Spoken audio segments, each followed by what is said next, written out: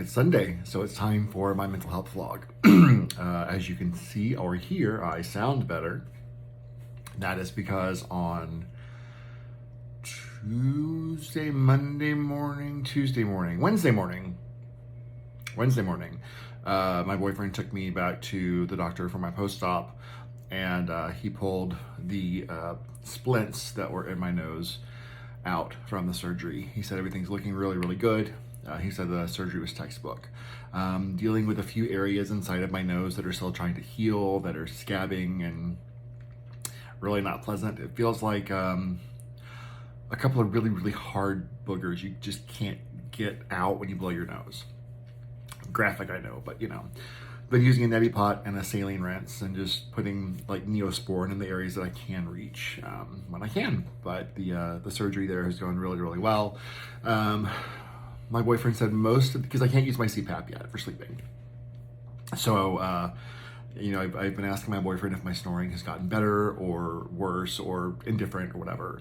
And he said I think we're looking at 5 nights now since I've had the stents out. He said the breathing has been, or the snoring has been much better than it has before. So to me, that's a positive sign, because that was one of the things I was really hoping for. In fact, Thursday morning, which was the first night, after the first night I would have had without the splints in, when I woke up Thursday morning, I wasn't exhausted and wanting to hit snooze 20 times and wanting to lay in bed until I was late for work or you know, whatever. I was awake, and that was kind of nice. So, I mean, it will take some getting used to still. Weird things to notate is you go your whole life without knowing what you sound like when you breathe, because it's a sound that you've heard since you were born. And unless you're congested, it's not something that you notice. You don't hear it. When the shape of the nose and the sinus and the inside of the sinus cavity changes, it changes the resonance that air makes as it goes through your sinus cavities. I can now hear myself breathing, or to be more specific, I can now pinpoint the sound that the air makes going to my sinuses, because it's a new sound inside my head that, you know, I was really paranoid. I'm like, I kept telling my boyfriend, like, can you not hear that? It sounds like I'm breathing really loudly. He's like, no, you're breathing normal. But in my head, it sounds like I'm, you know, oh, I need to blow my nose again. Ugh, I probably should have done that. But it's a very loud sound in my head. And I've talked to a few people who had the surgery done, and they said it was something that they remember dealing with as well, and then it went away and they got used to it again. So, I mean, I'll get used to it again. It's kind of like, you know, these two teeth right here, I've got crown on top of a crown. So I have two teeth on top of each other. Neither one of them are real teeth anymore. So when they click, when they connect, the feeling and the sensation is different than anything I've experienced in my entire life, because I've never had two fake teeth hitting each other. It's always, one of them has been some kind of nerve sensitivity or movement or pressure. So that type of thing is new. So it's just weird to think about when you go your entire life with something and it changes, and the only person who can hear or feel or sense it is you, and you feel like you're going crazy. So I may still be going crazy, but not with this, because this is confirmed that, yes, I can hear myself breathing. And it is weird. Let's see, what else is going on? Had my meeting on Thursday, and we had, for 2 weeks in a row now, we've had new members at the meeting, or new people at the meeting. So last week, usually when we have a new member, instead of covering a topic, we just talk about what our life was like before being in recovery, and then in the program, and then what our life is like now. So when we have two back to back, we try and change it up just a little bit. And the second week, which was this past week, the topic was, what would you have told yourself at your first meeting that you know or have learned now? Or what do you wish you could have told yourself at your first meeting? And I really liked that topic, because there were so many people who shared so many things that were very generic, and some people shared things that were very personal, and those were great. But me, I'm like, there's really weird stuff I wish people would have told me right away. There were some serious things too. One of the things I wish that I had told myself is, you are not the monster you think you are. You have not ruined anyone's life.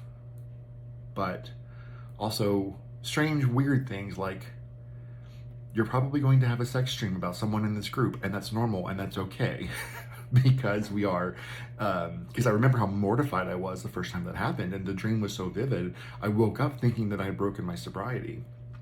And, but when I shared that with people in the group, they're like, welcome, welcome to the club. It's about time it's happened, because you're with these group of people who become your family and your support system. And it's amazing when that happens the way it does, with how it has with me.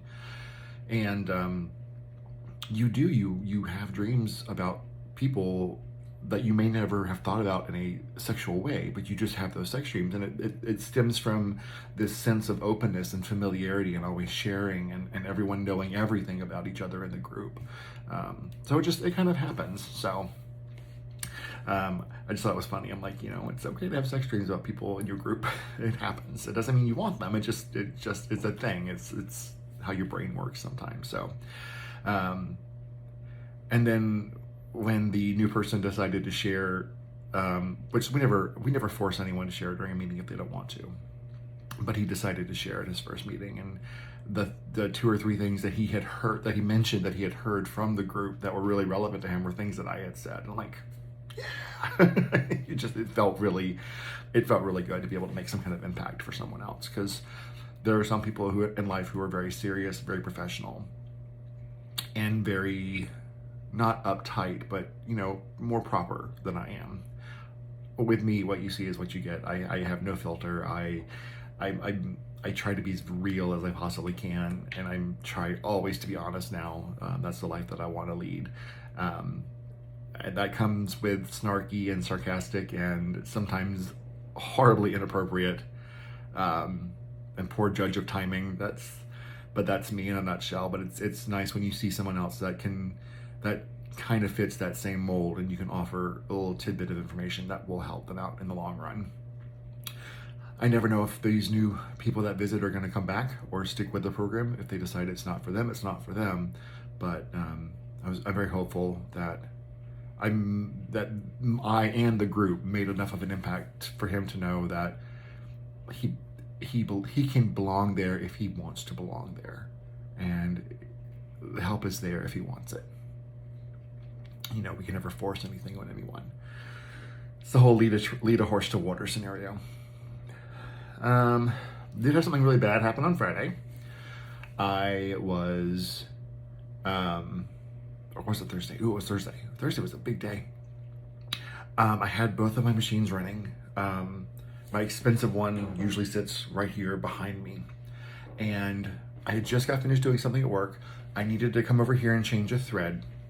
And when I went to roll, my flip-flop got caught on the wheel. And when I went to stand up, I have no idea why I decided to stand up. I very seldom ever do.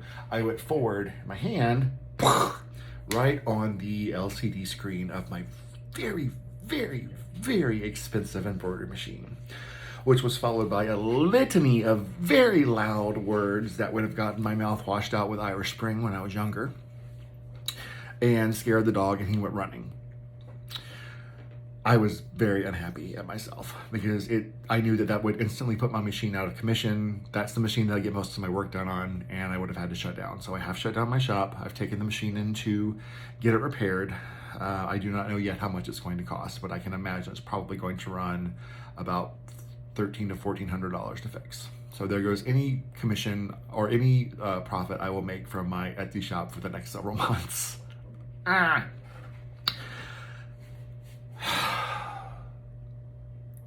I get very frustrated with myself. It's like I just can't have nice things. I get the new car, and a couple months later, I had that incident with the pole, and I have this machine that, it was due for service, so I needed to get it in anyway, but just getting it serviced was a lot cheaper than just getting it serviced and having to replace the LCD screen.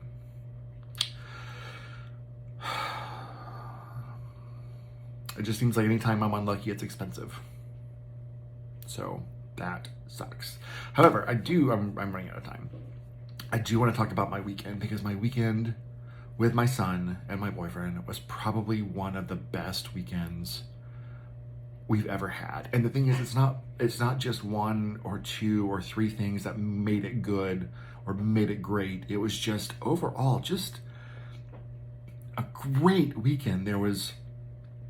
We all communicated really, really well. We all got along really well. There was no stress. There was no fighting. There was no having to say things 7, 8, 9, 10 times before it got done.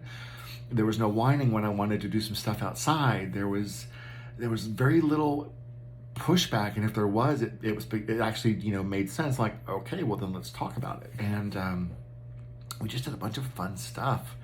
Taekwondo is not happening on Fridays anymore, so we just brought him straight on home and ordered pizza and watched some TV and just had a really chill, relaxed Friday night, because our Friday nights are usually pretty just kind of chill.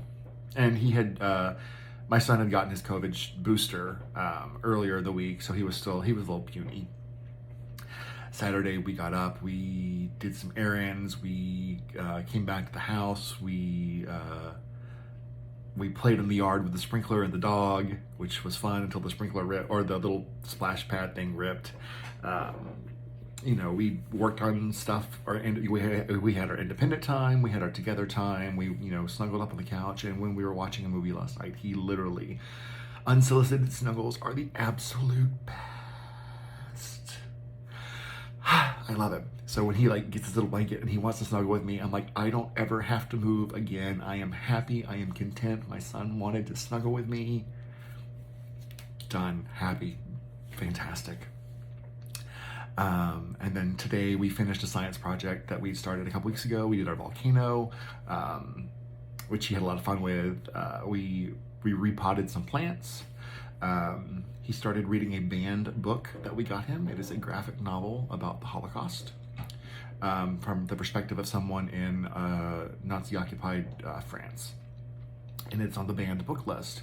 And my ex and I, and my boyfriend, and my ex's boyfriend all agree that we want our son to read every fucking banned book. Because we don't want anyone telling him what to think or what not to think. We want him to know the facts, get the education, know what actually happened in the world, and then take that knowledge and move forward in life and possibly share that knowledge with others. So he is on board with reading banned books. He's excited about banned books. I am excited about giving him banned books. So if there's a book that gets banned, it's going on the Amazon shopping list. So if anyone needs Christmas or birthday or gotcha day ideas for my son, banned books, please. And then he asked, what is the Holocaust? And that was definitely a pause of the TV moment. So we had a discussion about the Holocaust, and that some people actually don't believe that it happened or try to convince people that it didn't happen, which is ridiculous and infuriating. But I digress.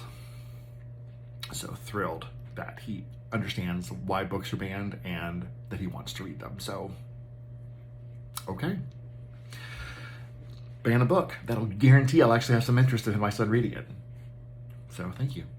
And then today we just after this afternoon we had dinner, and we were keeping him later on Sundays when we do have him all weekend, so that we can have dinner with him on Sundays, and then we took him home.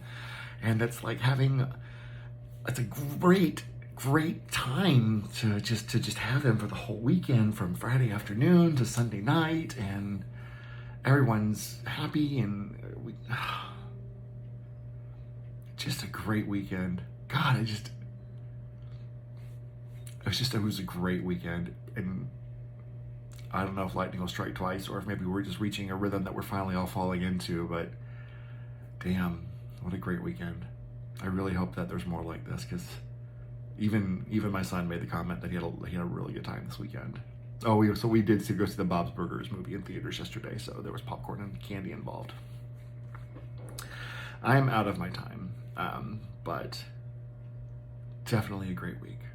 Definitely a great week. Oh, and the family member that I didn't hear from, or that I was upset that I didn't hear from after my surgery, I did hear from them, and I was proud of myself because I let them know how not hearing from them after the surgery made me feel, which is something I don't think old Jordan would have done. And it wasn't an easy thing for me to say to this person because I have so much love and respect for this person, but I was happy. I was proud of myself that I was able to communicate that effectively without making it a miserable situation. So that is it for me this week. I love you all. Check on your friends, make sure they're doing okay. It is summer. This is the time where you should get together with the friends you haven't seen in quite a while and do a game night or go hang out or go to a movie or invite them over and throw some burgers on the grill or something. But we need to make sure our friendships are strong, and we have to work to keep those bonds alive sometimes. So make sure your friends are doing okay. Make sure your loved ones are doing okay. That comes without saying. You should reach out to someone in your family every week if you can, if you have a family, or someone in your chosen family every week just to say hi, check on them, make sure they're doing okay. And then check on yourself. I say that every week. Make sure you're doing okay. Sometimes I am, sometimes I'm not, but I always take that inventory. How am I actually doing? What is wrong? What can I fix? What can I not fix? So, guys, have a great weekend. It's a long weekend. We all have tomorrow off. Most of us have tomorrow off. Enjoy it. Do something productive. We're going to work on the garage. But I love you guys, and I will check in with you next Sunday. Bye.